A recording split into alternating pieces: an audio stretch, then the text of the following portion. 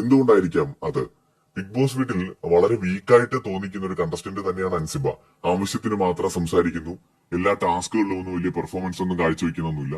എല്ലാ വഴക്കുകളിലും കാണാൻ പറ്റില്ല. അപൂർവമായിട്ടാണ് വഴക്കുകളിലൊക്കെ പെടുന്നത്. എന്നിട്ടും അൻസിബ അവിടെ നിൽക്കുന്നു. ഹൗസ് മേറ്റ്സ് എല്ലാം വിചാരിച്ചത് അൻസിബ ഈ ആഴ്ച പുറത്തു പോകും. കാരണം അൻസിബയെക്കാളും എന്തുകൊണ്ടും കിടിലൻ പ്ലെയർ ആണ് ഗബ്രി. അത് സത്യമാണ്. പക്ഷെ എന്നിട്ടും അൻസിബ എന്തുകൊണ്ട് അവിടെ നിൽക്കുന്നു? അവിടെയാണ് ഓഡിയൻസുമായിട്ട് കണക്ട് ചെയ്യാൻ പറ്റണമെന്ന് എപ്പോഴും പറയുന്നത്.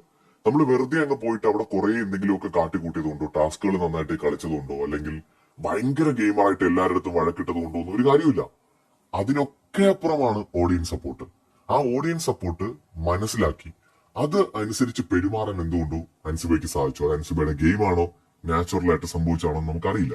പക്ഷെ അൻസിബയ്ക്ക് ആദ്യ ദിവസങ്ങളിൽ വളരെ മോശം പ്ലെയർ എന്ന പേര് കേട്ട അൻസിബയ്ക്ക് അപ്രതീക്ഷിതമായ പ്രേക്ഷക പിന്തുണ ലഭിച്ചിരിക്കുകയാണ്. ഇത് വീടിനുള്ളിലെ ഒരുപക്ഷെ വൈൽഡ് കാർഡായിട്ട് വന്നവരെ പോലും അമ്പരപ്പിച്ചിരുന്നിരിക്കാം.